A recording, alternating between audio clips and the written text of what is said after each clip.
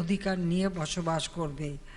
বুদ্ধ পূর্ণিমা উপলক্ষে গণভবনে বৌদ্ধ সম্প্রদায়ের নেতাদের সঙ্গে শুভেচ্ছা বিনিময় করেন প্রধানমন্ত্রী। সে সময় শেখ হাসিনা বলেন, বিএনপি আন্দোলন ডেকে ঘরে বসে থাকে, তেমনি সিটি কর্পোরেশন নির্বাচনেও তাদের কোনো প্রতিনিধি ছিল না। তবে এই নির্বাচন নিয়ে বিএনপির গোপন পরিকল্পনা ছিল বলেও অভিযোগ তার। আন্দোলনের মাঠেও যা করলো, নির্বাচন করতে এসেও তাই করলো। আমরা দেখলাম ওনার নির্বাচনে অংশগ্রহণ করবেন ঘোষণা দিয়ে সব কিছু করলো, কিন্তু ওনার মাঠে নাই। 3 ঘন্টা ভোট হওয়ার পরে হঠাৎ তারা সিটি কর্পোরেশন ইলেকশন থেকে প্রত্যাহার করলো।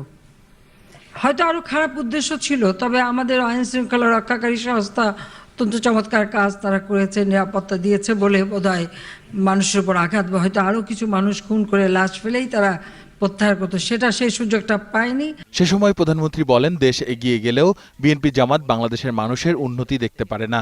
যে মুহূর্তে সারা বিশ্বের কাছে বাংলাদেশ একটা সম্মানজনক অবস্থানে যাচ্ছে, সেই মুহূর্তে শুরু করে দিল আন্দোলনের নামে মানুষ পুড়িয়ে মারা। এত জঘন্য কাজ, এত নৃশংস কাজ কোনো মানুষ করতে পারে, এটা বিশ্বাস হয়। বৌদ্ধ ধর্মাবলম্বীদের প্রধানমন্ত্রী শুভেচ্ছা জানিয়ে বলেন, বাংলাদেশের সকল উৎসব পালিত হয় সার্বজনীনভাবে, আর আগামীতেও তা অব্যাহত থাকবে বলে আশা প্রকাশ করেন তিনি। বাংলাদেশ একটা শান্তিপূর্ণ দেশ হিসেবে। আসিফ সুমিত, 21 টেলিভিশন, ঢাকা।